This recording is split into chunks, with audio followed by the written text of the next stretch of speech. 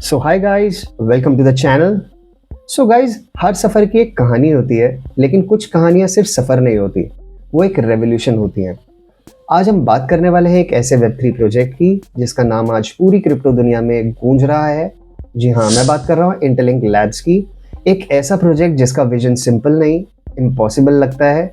एक facial recognition system जो blockchain पे चलेगा और फिर भी आपका डेटा कभी लीक नहीं होगा। लेकिन इस सफ़र में कुछ ऐसे नाम हैं, कुछ ऐसे डिसीजंस हैं जिन्होंने दुनिया भर के इन्वेस्टर्स और एक्सपर्ट्स को सोचने पे मजबूर कर दिया है।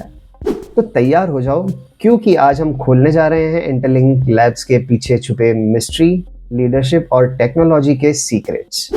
और हाँ, अगर आप वेब3 के असली इंसाइडर बनना चाहते हो तो लाइक करो, सब्सक्राइब करो और वीडियो को एंड तक ज़रूर देखना, क्योंकि जो आखिरी में मैं बताने वाला हूँ वो आपका इंटरलिंक देखने का नज़रिया बदल देगा। इंटरलिंक लैब्स शुरू हुआ था एक सिंपल आइडिया से, कम्युनिटी फर्स्ट। टीम ने डाओ के थ्रू डिसीजन मेकिंग स्टार्ट किया ताकि हर मेजर प्रपोजल पर कम्युनिटी का वोट मैटर करे। आज तक 11 से ज़्यादा डाओ प्रपोजल पास हो चुके हैं और सिर्फ 6 महीने में इंटरलिंक ने 3.8 मिलियन से ज़्यादा मेंबर्स ग्लोबली कम्युनिटी बिल्ड कर लिया है। उनका फोकस था एक ट्रांसपेरेंट, सेफ और डिसेंट्रलाइज्ड वेब3 इकोसिस्टम बनाना। लेकिन हर बड़ा विजन तभी कंप्लीट होता है जब उसके पीछे कुछ विजनरी माइंड्स हों, और वहीं से शुरू होती है कहानी इंटरलिंक के लीडरशिप पजल की। एक तरफ हम देखते हैं विंस करूसो, एक एक्सपीरियंस्ड मीडिया पर्सनैलिटी जिन्होंने न्यू टू द स्ट्रीट के साथ एक स्ट्रेटेजिक मीडिया पार्टनरशिप के बाद इंटरलिंक लैब्स के चीफ मार्केटिंग ऑफिसर और लीड मीडिया एडवाइज़र का रोल लिया। विंस ने इंटरलिंक की इमेज को मेन स्ट्रीम मीडिया तक पहुंचाया, इंटरव्यूज़, स्ट्रेटेजिक प्लेसमेंट्स और इन्वेस्टर विजिबिलिटी के थ्रू। लेकिन दिसंबर 2024 में एक वीडियो ने सब कुछ बदल दिया।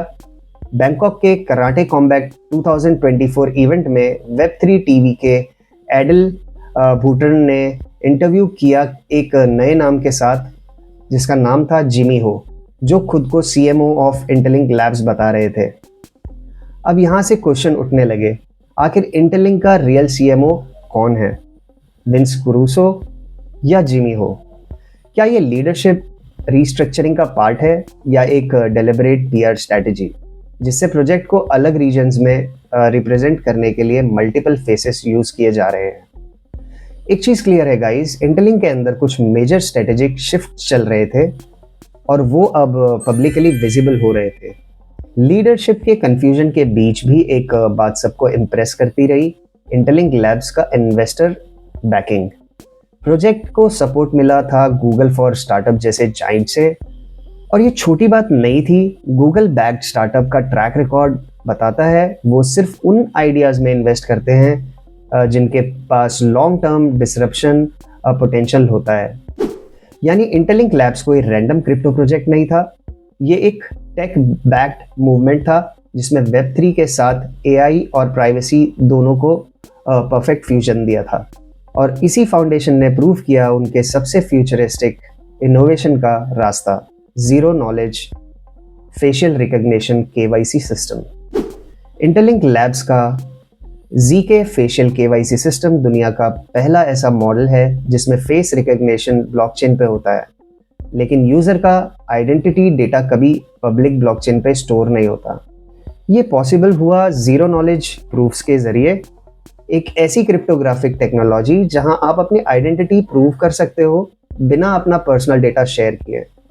सोचो, एक ऐसी दुनिया जहां KYC भी डिसेंट्रलाइज्ड है, जहां प्राइवेसी और ट्रांसपेरेंसी दोनों एक साथ एग्जिस्ट करती है। जिमी हो ने अपने इंटरव्यू में कहा था, we believe the future of वेब3 identity will depend on trustless verification, not centralised control. और ये स्टेटमेंट खुद एक डिक्लेरेशन था कि इंटरलिंक लैब्स वेब3 के आइडेंटिटी रेवोल्यूशन का फाउंडेशन रख चुका है। सितंबर 2025 इंटरलिंक लैब्स ने अनाउंस किया एक और major leadership appointment. Kenneth A. Timmering joined as a chief financial officer. Kenneth कोई ऑर्डिनरी अपॉइंटमेंट नहीं थे, एक सर्टिफाइड पब्लिक अकाउंटेंट, CPA और chartered global management accountant CGMA होने के साथ साथ उनका leadership record, international funding experience उन्हें परफेक्ट फिट बनाता था फॉर इंटरलिंक्स नेक्स्ट फेज। रिपोर्ट्स के अकॉर्डिंग केनेथ अब US और ग्लोबल प्राइवेट फंडिंग ग्रुप्स के साथ एडवांस्ड डिसीजंस लीड कर रहे हैं, जिससे इंटरलिंक लैब्स अपनी एक्सपेंशन और फ्यूचर रोड मैप के लिए फ्रेश कैपिटल सोर्स कर रहे हैं। इससे एक बात क्लियर होती है, इंटरलिंक लैब सिर्फ एक क्रिप्टो प्रोजेक्ट नहीं, एक ग्लोबल फाइनेंशियल टेक इकोसिस्टम बन रहा है। विंस करूसो, जिमी हो, केनेथ टिमरिंग, तीनों अलग बैकग्राउंड, अलग एक्सपर्टीज, लेकिन एक ही मिशन, इंटरलिंक को वेब3 का ग्लोबल स्टेज पे स्टैब्लिश करना।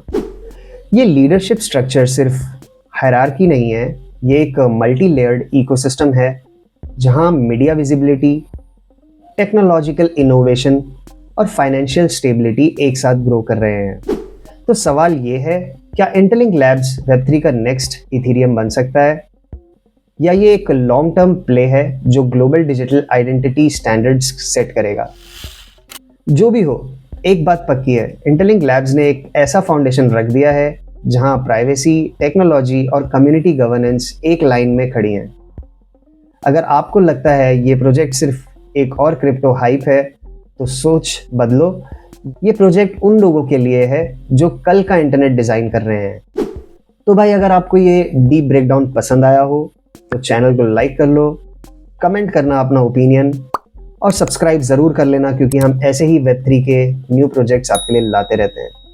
तो गाइज, आज के वीडियो में इतना ही था। आई होप आप लोगों को ये वीडियो अच्छा लगा हो। मिलते हैं अगले वीडियो में अगले अपडेट के साथ। तब तक के लिए नमस्कार एंड टेक केयर।